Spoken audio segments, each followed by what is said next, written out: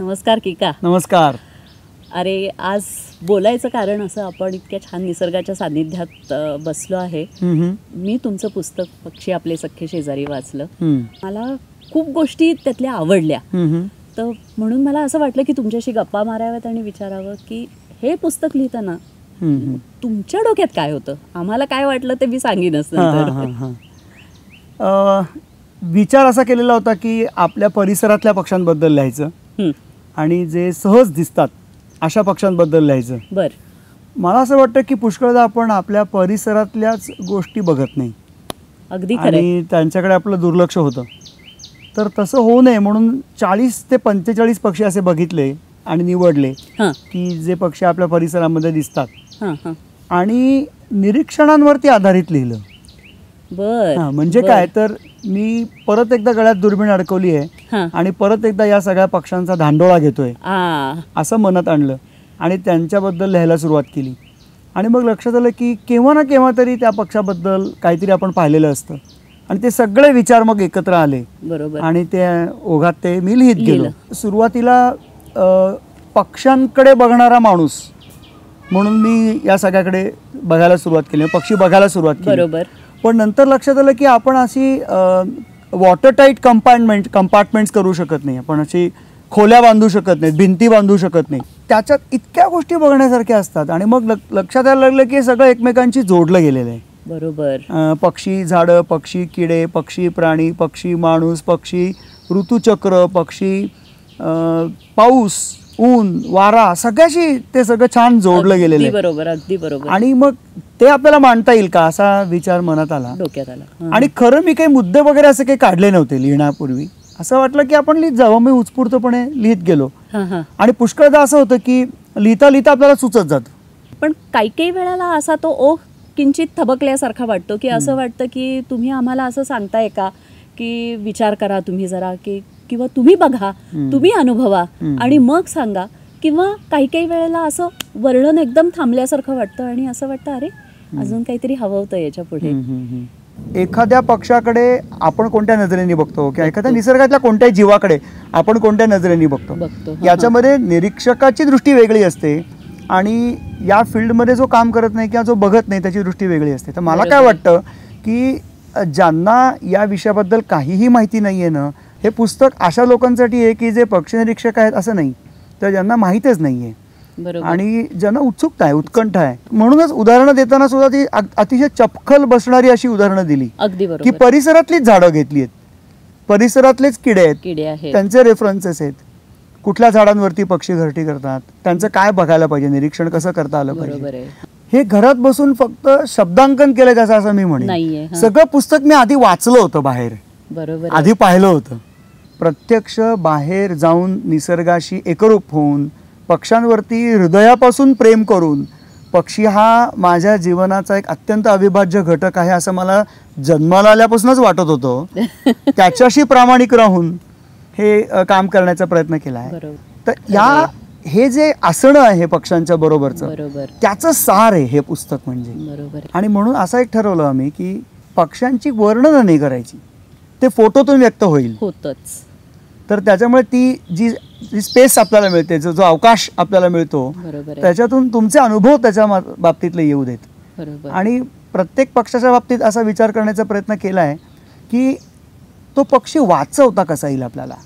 कारण मला सगळ्याच गोष्टींबद्दल कुतूहल आहे, सगळ्याच गोष्टींबद्ल मला उत्सुकता आहे. ती एक साखळीच आहे ना, म्हणजे पक्षी ज्या झाडावर राहतात, मग झाड ज्या जमिनीत उगवतं, त्याला पाणी कुठून येतं, ह्या साखळीचं जोपर्यंत तुम्ही सर्वंकष विचार करत नाही तोपर्यंत हे आकलन होणं अशक्यच आहे. पण आता तुमच्याशी बोलता बोलता मला एकदम जाणवलं की तुम्ही पक्ष्यांच्या घरट्यांबद्दल आता बोललात, त्यांचे अधिवास, नंतर हे निसर्गाची साखळी याबद्दल बोललात. मग त्यावेळेस असे काही एथिक्स पाळायचे असतात का? कारण पर्टिक्युलरली पुस्तक वाचताना मला असं जाणवलं तुम्ही घरट्यांबद्दल लिहिलंय पण फोटो कुठेही दिलेले नाहीयेत.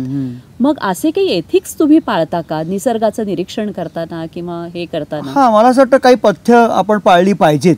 कारण मी लिहिलेला मुद्दाम टाळलंय असं मला वाटलं. म्हणून काही नीतिमूल्य आहेत, काही पथ्य आहेत. अगदी साधी गोष्ट अशी आहे की एखाद्या झाडावरती एखाद्या पक्षाचं घरटं जर असेल तर त्या घरट्यामध्ये अंडी असतात, पिल्लं असतात आणि ज्या काळामध्ये तो पक्षी वीण घालतो किंवा घरटं बनवतो त्या काळामध्ये सगळ्या त्याच्या ऍक्टिव्हिटीज, त्याचे सगळं कार्यक्रम म्हणूयात आपण, बरोबर, त्या घरट्या भोवती केंद्रित होतात. खरंय, हो अगदी. त्याच्यामुळे ती फार महत्वाची गोष्ट असते आणि ती मला वाटतं फार प्रेशस असते. बरोबर, त्या पक्षाच्या पुढच्या पिढीच्या दृष्टीने. आणि त्याचा वंश जागता राहावा म्हणून त्याला जी काही धडपड करावी लागते त्याचं एक ते प्रतीक असतं ते घरटं म्हणजे. अगदी खरंय. तर आता आपण अशा घरट्याच्या परिसरामध्ये काही करायचं ठरवलं तर त्याचा पक्षावरती परिणाम होऊ शकतो. आता उदाहरण सांगतो तुम्हाला की काही शिकारी पक्षी आहेत की ज्यांची घरटी तुम्ही खूप जवळनं पाहिलीत तर ते घरटी सोडून देऊ शकतात. म्हणजे घरटं बांधण्याच्या अवस्थेमध्ये जर का तुम्ही त्या शिकारी पक्षाच्या घरट्याच्या जास्त जवळ गेलात तर तो घरटं सोडूनही देऊ शकतो, अबंडन करू शकतो. अरे बापरे. पण घरट्यातली इन्व्हेस्टमेंट वाढली, अंडी घातली आहेत, पिल्लं तयार झाली आहेत, तर तो कदाचित घरटं सोडून देणार नाही. पण याचा अर्थ त्याच्या या वागणुकीचा आपण गैरफायदा घ्यायचा असं नाहीये. त्याच्यासाठी काहीतरी एक डिस्टन्स आपल्याला ठेवायला पाहिजे, काहीतरी एक अंतर ठेवलं पाहिजे. आम्ही त्याला सामाजिक अंतर म्हणतो, सोशल डिस्टन्स. तर त्याच्यात आणि आपल्यातलं हे सोशल डिस्टन्स का महत्वाचं आहे तर ते त्याच्या भल्याच्या दृष्टीने महत्वाचं आहे. भले मला एखादा फोटो नाही मिळाला तरी चालेल पण त्या पक्षाच्या विशिष्ट अंतरापर्यंत, घरट्यापर्यंत मी जाणार नाही हे ठरवलं पाहिजे. बरोबर आहे. ओरिएंटल ड्वार्फ किंगफिशर नावाचा एक पक्षी आहे. तर त्याला मराठीमध्ये तिबोटी खंड्या असं नाव आहे कारण त्याच्या पायाला फक्त 3 बोटं असतात आणि ती 3ही बोटं पुढच्या बाजूला असतात. हा पक्षी जो आहे तो दुर्मिळ नाहीये पण तो एंडेमिक आहे. एंडेमिक म्हणजे प्रदेश विशिष्ट, संबंध सह्याद्रीमध्ये तो विशिष्ट भागात, ठराविक परिसरातच तो दिसतो, ठराविक भौगोलिक परिसरातच दिसतो. तर अशा पक्षाच्या बाबतीमध्ये असं लक्षात आलं की तो दिसायला खूप रंगीबेरंगी आहे, सुंदर आहे दिसायला. तर त्याच्यामुळे फोटोग्राफर्स खूप जवळ जायला लागले त्याच्या. आणि मग ओरिएंटल ड्वार्फ किंगफिशर टुरिझम सुरू झाला. अरे बापरे. आणि मग लोक चार्ज करायला लागले, आम्ही घरटं शोधलं की आम्ही तुम्हाला पैसे लावणार वगैरे वगैरे. आणि काही तर आमच्या असं लक्षात आलं की लोकेशन्सच पक्षांनी सोडून दिलेली आहेत, इतक्या जवळ फोटोग्राफर्स गेले त्यांच्या. तर हे अजिबातच मान्य करण्यासारखं नाहीये आणि समर्थनीय तर मुळीच नाहीये. बरोबर आहे. या निसर्गाच्या बद्दल वाटणाऱ्या प्रेमाचा प्रतीक म्हणजे हे पुस्तक आहे असं मला वाटतं. बरोबर आहे. आता तुम्ही तिबोटी खंड्या हा शब्द वापरल्यावर मला एकदम लक्षात आलं की तुम्ही स्थानिक पक्ष्यांची नावं जागोजागी देण्याचा प्रयत्न केलाय आणि हे अतिशय वेगळं वाटलं. म्हणजे हे एक मला पुस्तकाचं एक वैशिष्ट्य वाटलं की अशी नावं युजली त्याची सायंटिफिकल जी म्हणतात ती नावं फील्ड गाईड्स किंवा ह्याच्यामध्ये असतात, पण तुम्ही जी स्थानिक नावं दिली आहेत ना ते मला खूप वैशिष्ट्यपूर्ण वाटलं. म्हणून त्याबद्दल पण मला विचारायचं होतं तुम्हाला. लोकांकडनंच आलेली नावं आहेत तर त्यातली काही निवडक नावं या पुस्तकात देण्याचा प्रयत्न केलेला आहे. असा प्रयत्न व्हायला पाहिजे की संबंध महाराष्ट्रामध्ये जे काही भौगोलिक प्रदेश आहेत, जे काही वेगवेगळे अधिवास आहेत, त्या ठिकाणी राहणारे स्थानिक लोक आहेत, जाती जमाती आहेत, वनवासी आहेत, बांधव आहेत, बरोबर, यांच्याकडे अशा प्रकारच्या मराठीमधल्या नावांचा किंवा आपण दुसऱ्या भाषेमध्ये म्हणायचं झालं तर अभिव्यक्तींचा जो साठा आहे त्याचं शब्दांकन करण्याची गरज आहे. ते आलं पाहिजे. काही नावांच्या मागे कथा आहेत, काही नावांच्या मागे संकेत आहेत, काही नावांच्या मागे अभिव्यक्ती आहेत, काही नावांच्या मागे निसर्गाचं निरीक्षण आहे. तो छोटासा पक्षी आहे त्याचं नाव आहे पेंटेड फ्रँकोलिन. तर लांबून जर का ओरडलं तो पक्षी तर आपल्याला असं वाटतं तो म्हणतोय दूध भात शर्करा. तो असं ओरडतो किंवा दूध भात शर्करा. आता उदाहरणार्थ वॉर्बलर असतात तर ते कायम एक असा एक आवाज काढतात चेक, पण तो दिसतच नाही. तर मग असे जे लाजरे बुजरे पक्षी आहेत ते त्यांच्या या चेकची पातळी किती आहे याच्यावरनं ते ओळखता येऊ शकत असतील. तर ती पण एक कला आहे, ते पण एक शास्त्र आहे. त्यामुळे असे सुद्धा हा एक दृष्टिकोन देण्याचा प्रयत्न केलाय की पक्षी निरीक्षक हा पक्ष्यांच्या आवाजावरनं पण त्यांची ओळख पटवू शकतो. आवाजांमधले बारकावे पण फार महत्वाचे असतात आणि आवाजांमधून पक्षी खूप काय काय सांगत असतो. आता एखाद्या ठिकाणी धामण निघाली तर त्या साळुंक्या ज्या असतात असा एक रागे भरल्यासारखा आवाज काढतात. आणि मग तीच साळुंकी तिच्या शेजारी दुसरी साळुंकी बसलेली असेल तर तिला उडायचं असेल किंवा असा एक आवाज काढते. म्हणजे काय, फ्लाइंग इंटेन्शन कॉल, म्हणजे मला आता उडायचंय, तू पण माझ्या बरोबर चल.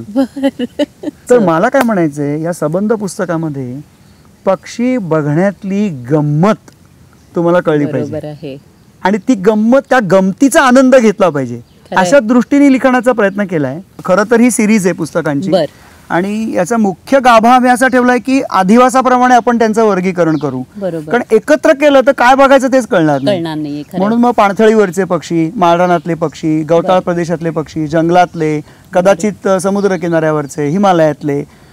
तर आपल्याला या सगळ्या आदिवासांचं आणि एकंदरच निसर्गाचं आपल्या देशाला जे वरदान मिळालेलं आहे त्याची एक छोटीशी झलक पक्ष्यांच्या माध्यमातून ही एक दाखवण्याचा हा प्रयत्न आहे. आणि असा प्रयत्न केला याही पुस्तकामध्ये की या पुस्तकाचा गाभा हा शास्त्रीयच आहे. म्हणजे या पुस्तकात अशास्त्रीय असं काहीच नाहीये. अगदी बरोबर. पण ते ललित भाषेत मांडले. अगदी खरंय. जे सुचेल आजूबाजूच्या लोकांशी आपण बोलताना जसं बोलतो तशा प्रकारची भाषा हा वापरण्याचा प्रयत्न केलाय.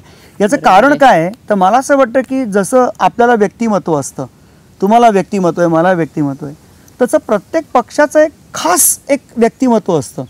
त्याला आपण व्यक्तिमत्व हा शब्द नसेल वापरत कदाचित, आपण म्हणूया त्याची खासियत असते, त्याची काहीतरी खुबी असते, त्याची काहीतरी खोड असते.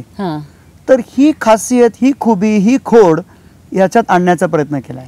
अगदी त्याच्यातून तुम्हाला कळेल की तो पक्षी एखाद्या परिसरामध्ये स्वतःला कसं जमवून घेतो किंवा तो परिसराचा कोणता भाग आहे. बरोबर आहे. जसं झाडावरती राहतो, पण दयाळ पक्षी झाडावरती जरी राहत असला तरी तो अधूनमधून जमिनीवरती पण येतोच. याचा अर्थ त्याला झाड देखील महत्वाचं आहे आणि जमीन देखील महत्वाची आहे. म्हटलं तर या पुस्तकाच्या बाबतीतला विचार खूप खोल आहे आणि जसं तुम्ही समजाल त्याप्रमाणे आहे ते. बरोबर आहे. जशी तुमची समजूत जर का खूप खोल असेल तर तुम्हाला आणखीन खोलात जाऊन त्याच्यातून काहीतरी माहिती मिळू शकेल, एखादा अर्थाचा नवीन कंगोरा सापडेल.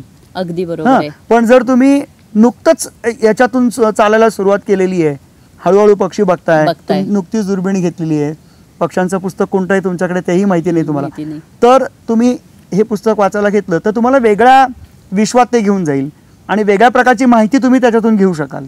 आणि असं पण काही केलेलं आहे की मुद्दाम काही गाळलेल्या जागा पण याच्यामध्ये ठेवलेल्या आहेत, पुढच्याही पुस्तकामध्ये तशा येतील. आणि असं काही नाहीये की जगातल्या सगळ्या पक्षांचा अभ्यास सगळ्या लोकांनी करून ठेवलेला आहे आणि आता काही बघायची गरज नाही, असं अजिबात नाहीये. आणि म्हणून आपण काय केलं की परिसरापासून सुरुवात केली. बरोबर. घराच्या खिडकीतून सुद्धा तुम्ही बघू शकता. म्हणजे हे पुस्तक वाचल्यानंतर मला अनेक जणांनी सांगितलं की आमच्याकडे पण तो बुलबुल त्या दिव्याच्या झुमरात घरटं करतोय, मग आम्ही काय करू असं.